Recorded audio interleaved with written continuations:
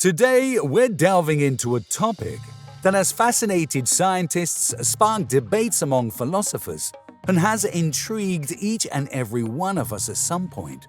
What makes you smart?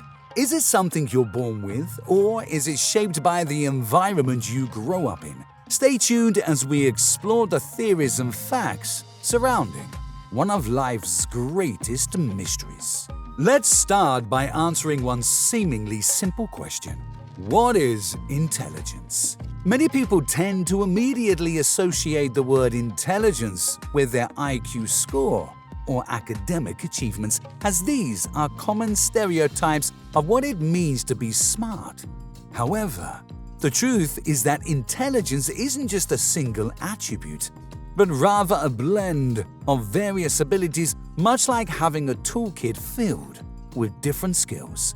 Emotionally understanding others, having an aptitude for music, excelling in art, and even being good at sports can all be considered different types of intelligence, as suggested by philosopher Howard Gardner. So now that we understand that our intelligence is not solely based on logic, but is multifaceted and unique to each of us, let's dive into our main question. How do genes and our environment affect this? We've all heard this saying, "It's in your genes, right?" Well, there's some truth in it. But a gene doesn't function like a light switch flipping you from not so smart to genius. The truth is much more complex. Inside your DNA, there are potentially thousands of genes that can blend together in specific ways to influence your cognitive abilities. This genetic component of intelligence has been evidenced through scientific research. For example, studies with identical twins who share 100% of their genes have consistently shown a higher correlation in intelligence compared to fraternal twins. That's why we hear stories of identical twins being separated at birth, only to find years later that they share the same profession, hobbies, and sometimes even remarkably similar IQ scores. But there's a catch. Although these studies have proven correlation between genes and intelligence, they ultimately suggest that genetics might be responsible for only up to 20% of the variance in IQ among us humans. So, while genetics do play their part, they are far from the whole story. Now, imagine you're a seed planted in a garden. Your DNA might dictate the type of plant you can become: a rose, a sunflower, or maybe an oak tree. But whether you reach your full potential depends on the soil you're in, the sunlight you receive, and the care you get. This is where Team Nurture enters the scene, the gardeners of our lives. Parents, teachers, mentors, and even life experiences water us, prune us, and make sure we get adequate sunshine. So, your early education, your socio-economic background, your relationships, they all serve as nutrients that help you grow. And this is not just a sweet metaphor. It's backed by research. Studies have shown that a stimulating and supportive environment can have a major impact on cognitive development.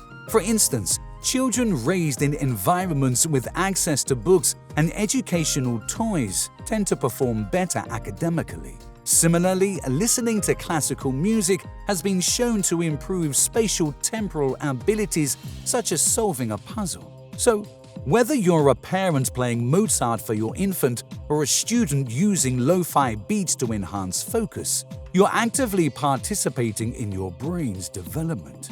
So when it comes to the nature versus nurture debate, it's not about one being more important than the other.